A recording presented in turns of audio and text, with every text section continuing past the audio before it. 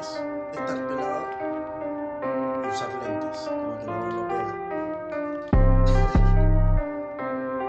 Son dos mezclas distintas. Muy buenos días, tardes y noches para todos aquellos que estén escuchando este nuevo episodio de Tratando de No Divagar con Josecito.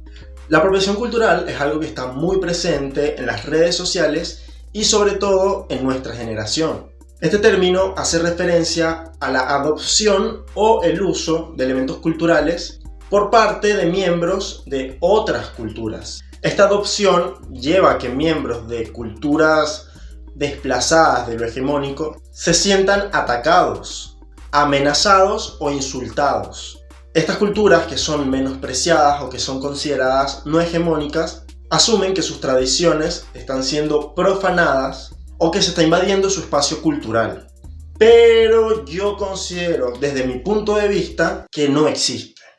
O al menos no tan radical como se está planteando siempre en las redes sociales. El uso de elementos culturales externos a una cultura en específico es algo prácticamente inevitable en el mundo contemporáneo en el que vivimos. En una época histórica en la que se vive con hiperconectividad constante, es decir, todos estamos conectados entre todos y la información está a un segundo gracias a las tecnologías, es muy difícil desprender o diferenciar culturas, cuando fácilmente podemos decir de que vivimos en una cultura mundial. Aún así, hay muchos sectores que siguen planteando esta idea de autenticidad cultural. Este término se refiere a mantener la pureza de una cultura, algo que muchos individuos intentan mantener al evitar que entren extranjeros a su sector, o también al evitar que sus culturas, sus tradiciones, se compartan o se expandan más allá de sus espacios determinados, de aquellos lugares que ellos ya conocen y donde ellos se desplazan.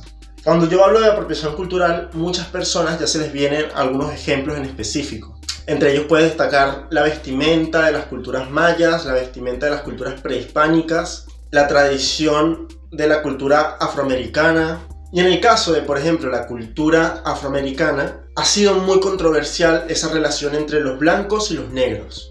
Un claro ejemplo, que se puede decir que es el más banal, es el que tiene que ver con la música. Estos géneros han ido mutando debido a esa interconexión cultural. Casos como el jazz, el blues, el hip hop provienen de estos sectores desplazados de la hegemonía blanca estadounidense. Por eso muchas veces lo que es la cultura afroamericana plantea como apropiación cultural en lo que fue el siglo XX el caso de Elvis Presley, que hizo rock and roll, un género que salió o que tiene raíces de las culturas afroamericanas y que durante mucho tiempo fue considerado música de negros. Entonces muchas personas consideran que el hecho de que Elvis Presley cantara música de personas afroamericanas era apropiación cultural, porque él se hizo famoso gracias a una música que no era de su cultura, sino que él se introdujo a esa cultura. Pero, ¿qué pasa si le damos la vuelta al discurso y lo relacionamos con la apreciación cultural? La apreciación cultural se manifiesta cuando un ente o un sujeto, que obviamente es externo a la cultura de la que se menciona, disfruta o respeta esa cultura ajena a sus orígenes. Cuando esa persona está dispuesta a aprender con humildad, con respeto y con ganas de honrar lo que está aprendiendo a la cultura en la que se está introduciendo, esto se puede titular como apreciación cultural. En cambio, la apropiación, como les planteé al principio, ocurre cuando se usurpan esos elementos de una cultura ajena a la que somos nosotros. Y todo esto con finalidades que no se atribuyen originalmente a la cultura, a lo tradicional. Para dar otro ejemplo, vamos a centrarnos un poco en la música, que es lo que más estamos conscientes en el día a día. En Latinoamérica está el caso del reggaetón, una música o un género que surgió del Caribe y que se desplazó por toda América e incluso en España. ¿Qué ocurre? ¿Cuál es la crítica con esto? Que muchas personas consideran que lo que hacen artistas ajenos al Caribe y lo denominan reggaetón es apropiación de una cultura. Usar la jerga de esos lugares para hacer las canciones, todo con el fin de generar más ganancias, de hacerse trending, de meterse en un mundo en el que no pertenece. Pero lo que yo vengo a plantear es que, si a ver vamos, eso depende de cómo uno lo quiera mirar, de la vista que le pongas a esa información. Porque en el caso, por ejemplo, de Rosalía, ella lo que está haciendo es exaltando el género urbano. Y más allá de que ella sea española y que todos estamos conscientes de que el reggaetón viene del Caribe, ella es un exponente del reggaetón. Gracias a esa globalización, el género llega a países que jamás hubiese llegado si no fuese por eso. Si hubiéramos encerrado eso en una cultura, en el Caribe, el reggaetón no se escucharía en el cono sur, no se escucharía en países de Francia, Inglaterra. Así que a pesar de que su finalidad es monetaria, porque es el género que más suena actualmente, lo que está haciendo es exaltando las culturas del Caribe. Y a esto se le suma de que hay una mezcla de culturas. Rosalía le pone su parte española a esa música. Aún así hay muchas críticas hacia estas prácticas, ya que en diversas ocasiones se pierde el significado original de eso que se está utilizando de una cultura ajena. Y las personas que pertenecen a estas culturas sienten un irrespeto hacia su tradición por el hecho de que se olvida el origen de las cosas. Otro ejemplo que podemos ver es el de las vestimentas, el de los peinados.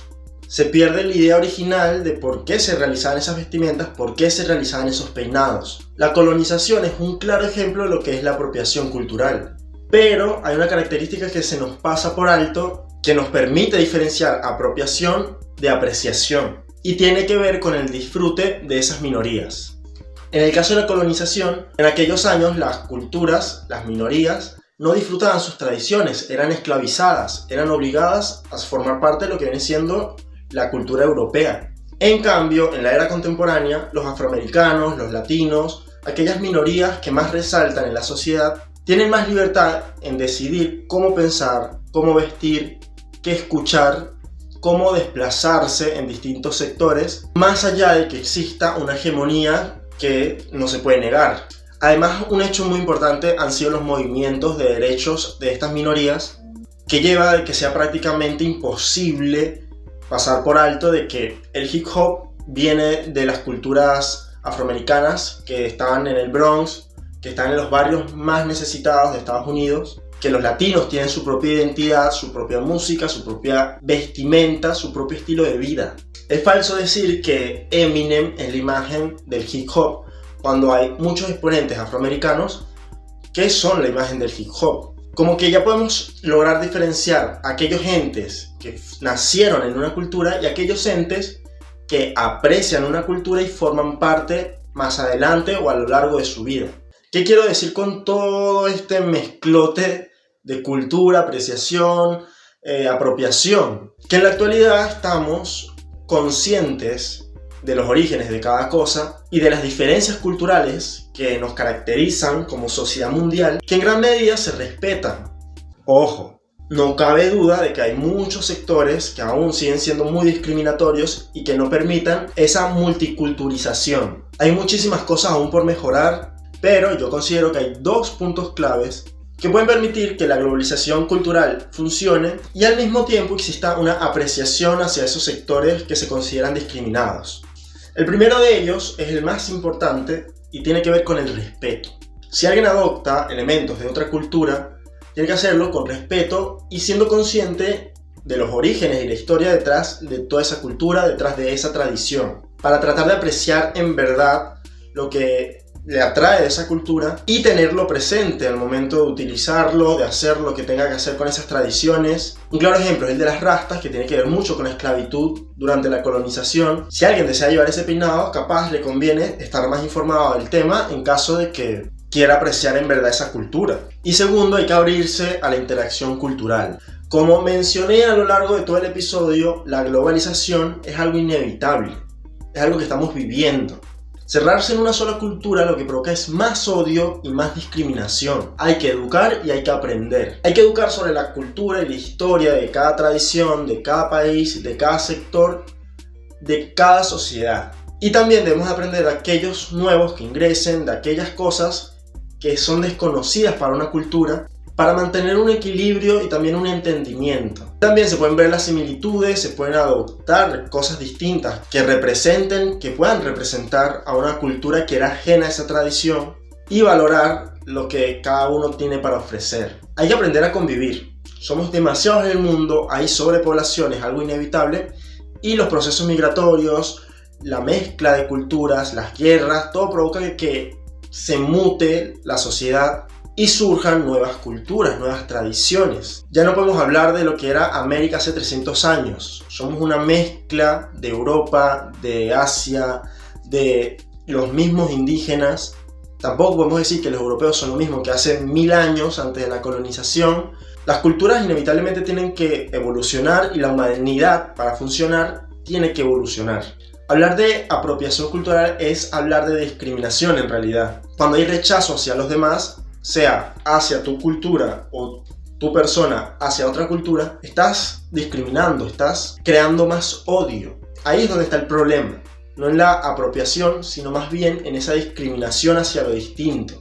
Obvio, es algo polémico, es algo muy complicado de hacer, pero la clave está en fusionarse, en implicarse en nuevas situaciones, en abrirse y conocer, en globalizarse.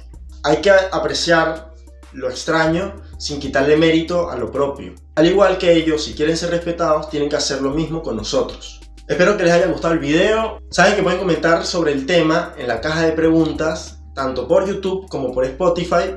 O si no, también tienen mi Instagram, josecitosalazar24.